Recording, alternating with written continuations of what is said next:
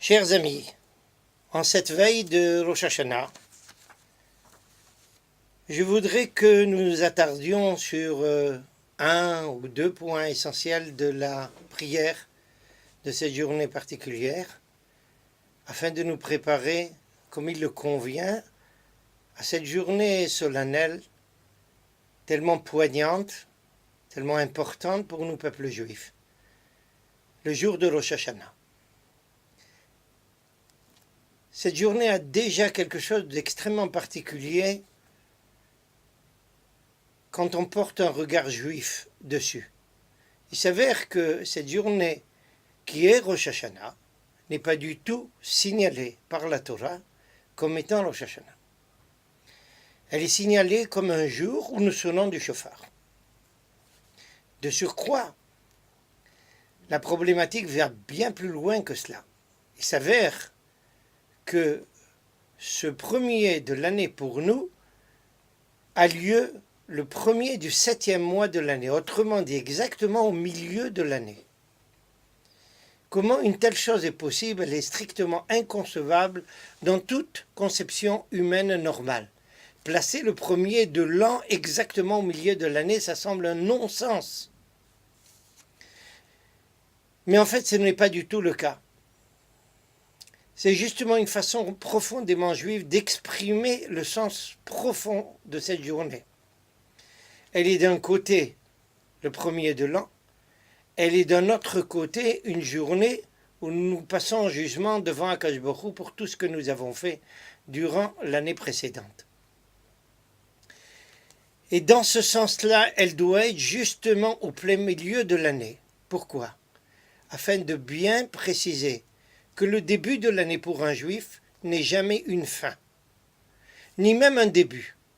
Il est d'un côté une suite et d'un autre côté un début. Il est suite d'un passé, il est conséquent d'un passé, il est conséquent d'une histoire, mais il ouvre aussi une nouvelle page sur une nouvelle histoire qui va continuer.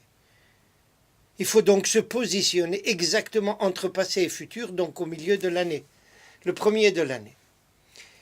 Et pourquoi ce son du shofar est ce qu'il y a de plus symptomatique et le seul point précisé par la Torah?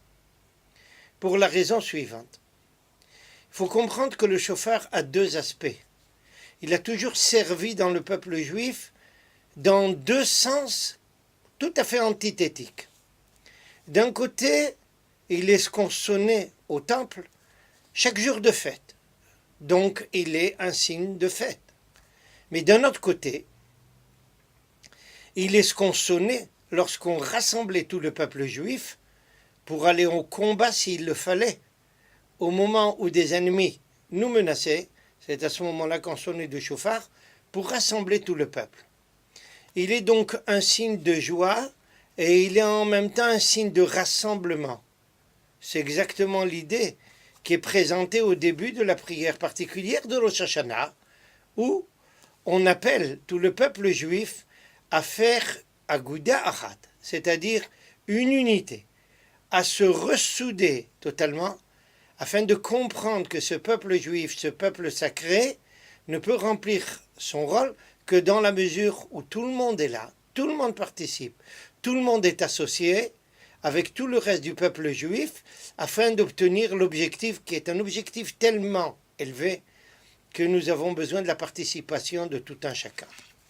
Et pourquoi nous sonnons du shofar? Justement pour exprimer les trois niveaux de cette aspiration du jour de Rosh Hashanah. D'après la législation, nous devons sonner du shofar au moment des trois brachot, des trois bénédictions particulières qui font la partie essentielle de la prière de Moussaf. Malchuyot, Zichronot ve Shofarot. Malchuyot, c'est le fait d'accepter la soumission inconditionnelle à Dieu, de comprendre que Akadosh Baruch Hu est celui qui gère le monde et nous acceptons justement son règne. Le deuxième stade qui vient après, c'est les Zichronot, autrement dit être capable de se rappeler de tous les événements importants ou de tous les comportements importants.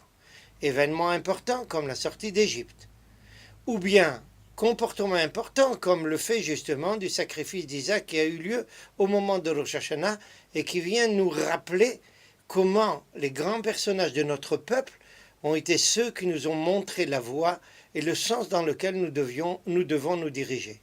Et seulement si, à partir du moment où nous avons accepté cette soumission à Dieu, et nous avons compris par le biais des interventions divines ou des exemples donnés par les grands personnages du peuple juif, que nous pouvons progresser et que nous pouvons nous adresser à Akadosh Baruch Hu en lui demandant pardon pour toutes les fautes que nous avons commises, pour toutes les imperfections, pour toutes les chutes éventuelles qui auraient pu nous faire basculer à tout instant dans notre vie. Ce jour de Rosh Hashanah, c'est un jour où nous aspirons à nous élever et en même temps en nous rappelant de tout ce qui a été le plus élevé dans le peuple juif, de savoir que nous avons une chance d'ouvrir une nouvelle page et de pouvoir justement repartir dans le sens de cet idéal qui est imparti au peuple juif. Et c'est dans ce sens-là que le son du shofar qui accompagne tout cela démarre par un son qui représente la joie, c'est la tkira, au milieu des sons qui rapportent justement notre regret profond qui nous amène quelquefois même à pleurer, notre regret profond pour toutes les erreurs que nous avons commises et qui se termine aussi par un nouveau son qui est un son de joie parce que nous savons qu'Akadosh Baruch Hu, à ce moment-là, ouvrira ses portes de miséricorde et nous permettra de nous surélever et d'ouvrir cette nouvelle page et d'aller dans l'excellent sens.